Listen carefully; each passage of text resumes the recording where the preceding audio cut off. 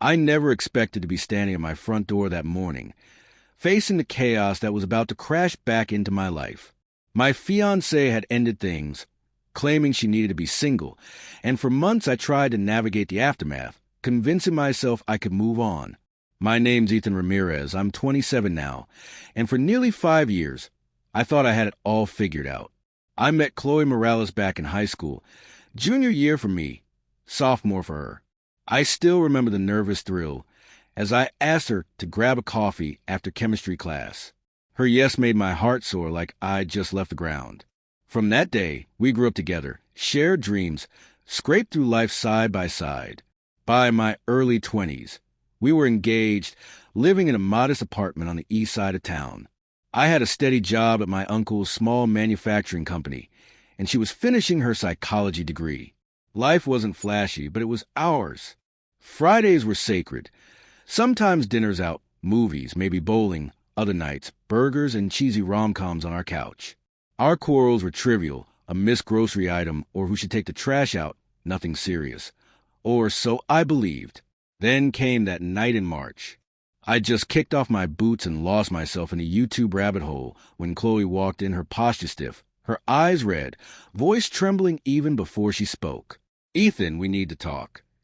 15 minutes later, through a haze of tears and fumbling words, she dropped the bomb.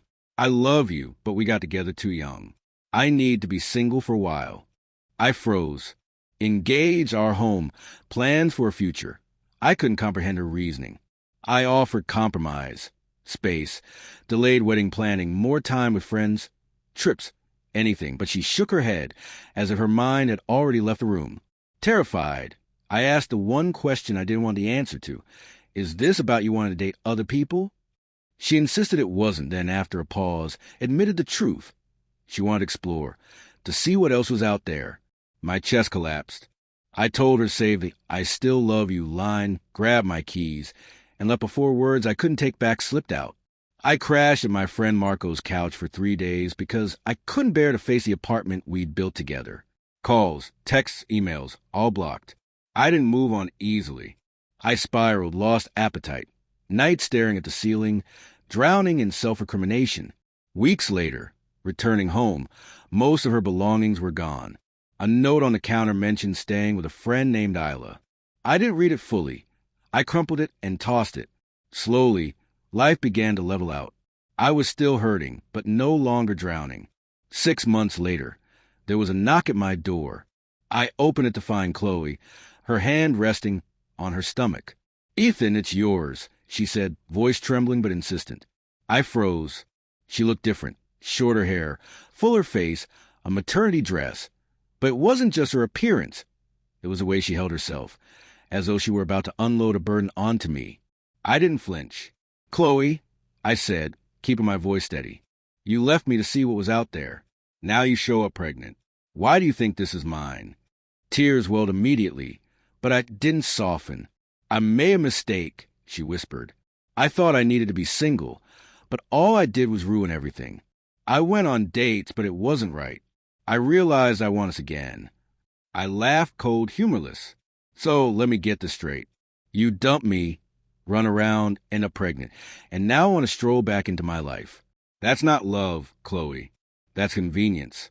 She tried to reach for my arm. I stepped back. "I'm not raising another man's child because you regret your choices." Her tears turned to anger instantly. "You're unbelievable. I came here vulnerable, try to fix things, and you treat me like this. I'm telling you, it's yours. We were together when it happened." I studied her, stomach sinking. "Then you won't mind taking a DNA test." That silenced her. She fidgeted, hesitant. I don't think that's necessary. I know it's yours." I didn't relent. We broke up in March. It's October. Even if you were pregnant before leaving, you'd have told me months ago, unless you had something to hide. Her face flushed, and she finally relented. "Fine. If you want a test, we'll do it." The results came back. 0% chance the baby was mine. I felt no triumph, no anger, only an empty hollowness. The last vestige of hope I'd held for her dissolved entirely. "That night," she called. I almost didn't answer, but curiosity whispered. "I didn't know," she stammered. "I thought maybe—" "No, Chloe," I said quietly. "You knew. That's why you tried to avoid the test. You hoped I'd take you back without asking questions." Silence, then crying. "I can't do this alone." I let it hang. "You should have thought about that before burning every bridge." And I hung up. Over the following months, word spread. The small-town gossip machine churned, initially sympathetic. But the truth stripped the story of any pity. The real father wanted nothing to do with her or the child. Meanwhile, I rebuilt myself. Promotion at work, gym routine, even a spontaneous trip to Denver just for me. About a year later, I ran into her at the grocery store. She had the baby in the cart, looking exhausted and older than her years. She tried to smile. "Hi, Ethan."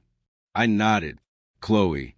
Her eyes softened, searching for a trace of the man who once loved her. But all she found was the man who had finally learned his own worth.